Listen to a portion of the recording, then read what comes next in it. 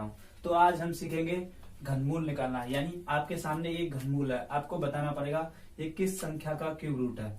तो इसके लिए आपको कुछ नहीं करना पड़ेगा, जो मैं कंसेप्ट लाया हूँ आप उसे समझ लोगे तो आप किसी भी संख्या का क्यूब रूट निकाल सकते हो मात्र 30 सेकंड में। जैसे मानो कि मैंने आपके सामने लिखा 27, तो आपको ये किसका पता हुआ, ये पता है आपको 3 का होता है, यहाँ मैंने लिख भी रखे हैं। अगर आपको ये 10 तक याद है, जैसे 1 का कितना होता है क्यूब रूट 1, 2 का कितना होता है क्यूब 8, 3 का कितना होता है 27, 4 का 64, ऐसे ही 10 तक मैंने लिख रखे हैं।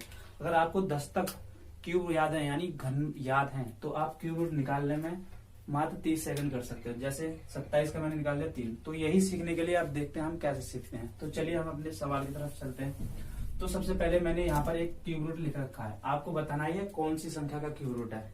तो सबसे पहले हम देखेंगे क्यूब रूट निकालने के लिए सबसे लास्ट डिजिट, यानी ये जो सबसे लास्ट डिजिट है ये किस संख्या के क्यूब के पीछे आता है। यानी अगर मैं बात करूं 1 के पीछे 1, ये नहीं आता, 2 के पीछे 8, ये भी नहीं, इसमें भी नहीं आता, 3 के पीछे 7, एक तो यहाँ आ रहा है और कहीं पीछे 7 नहीं आ रहा, तो हमें इसमें क्या लिखेंगे, ये 3, क्या लिखना है 3, ठीक है।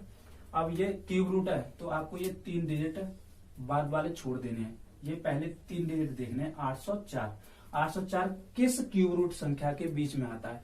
जैसे बात करूं 1 और 8 के बीच में 7, यानी आता है 827, इसके बीच में भी अगर देखें 804, तो 804 हमें यहाँ दिखेगा 729 और 1000 के बीच में, इन दोनों के बीच में तो आएगा 804।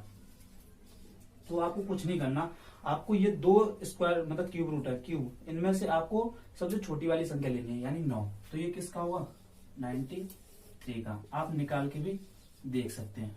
जैसे आपको यह समझ में नहीं आया तो मैं दूसरा सवाल लेता हूं। जैसे चलो मैं इसे मिटा कर दूसरा,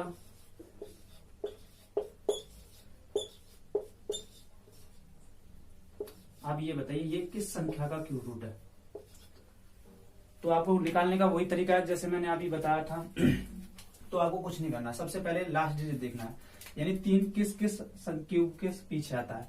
तो एक तो देखो यहाँ पे 3 आ रहा है और किसी 7 के भी तो आ रहा और किसी पे भी नहीं आ रहा, तो आपको क्या करना है, इसका सबसे पहले 7 लिखना है। अब लास्ट के 3 डिजिट हटा देने हैं, यानी ये 3 डिजिट है जो 658 देखो किस संख्या के क्यूब के बीच में पड़ता है। तो सबसे पहले देखेंगे 658, 658 किस संख्या के क्यूब रूट के बीच में पड़ता है।